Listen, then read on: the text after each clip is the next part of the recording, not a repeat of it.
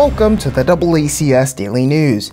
In light of the coronavirus, Governor Charlie Baker has issued an emergency order requiring all non-essential businesses to cease in-person operations, and he has issued a stay-at-home advisory until April 7th.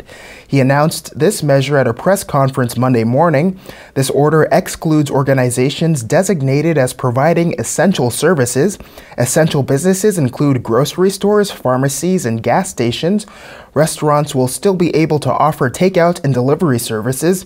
A broad category list of essential services include healthcare and public health organizations, law enforcement and first responders, food and agriculture, critical manufacturing, transportation, energy, water and wastewater, public works facilities, communications and information technology, financial services, along with chemical manufacturing and hazardous materials. A full list of the categories and requirements are available at the mass.gov website. Here in Attleboro, Mayor Heroux has declared a state of emergency. The measure will allow the city to deficit spend and apply for reimbursement at a later date. Here, the mayor made his announcement. Hello, City of Attleboro. I'm here to tell you that last night, on March 23rd, Monday night, I declared a state of emergency for the City of Attleboro. I'd like to explain why I declared a state of emergency, because I think it's important that you understand what this means, and also why it should not cause any more concern than people might already have because of this COVID-19 crisis that we're all experiencing. When I declare a state of emergency, or any mayor declares a state of emergency, that allows us to do some things that we would not otherwise be allowed to do. It also allows us to get reimbursements from the state and federal governments when money becomes available from the state or federal government. One of the things a state of emergency allows the mayor to do is to deficit spend in the case that overtime is needed to pay for the continuation of important city services like police and fire.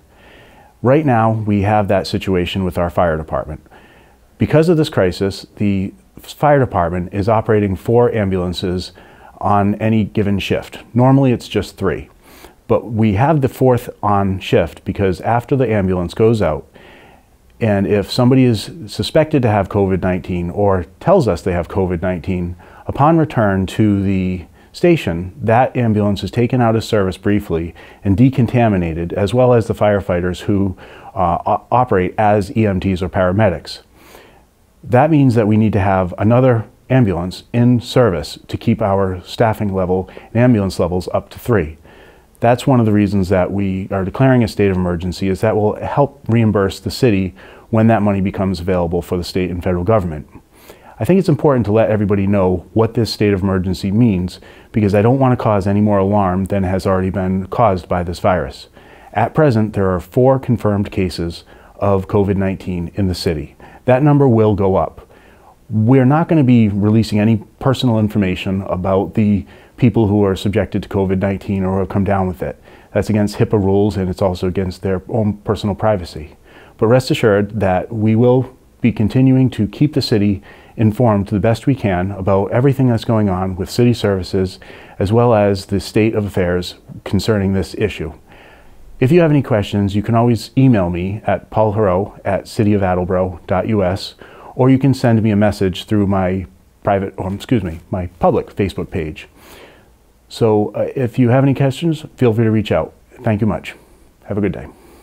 That's it for today's update. If you are an organization or government official that would like to share information with the public on DoubleACS TV and WARA 1320 AM, you can email news@doubleacs.com. For DoubleACS News, I'm Austin Ricketts.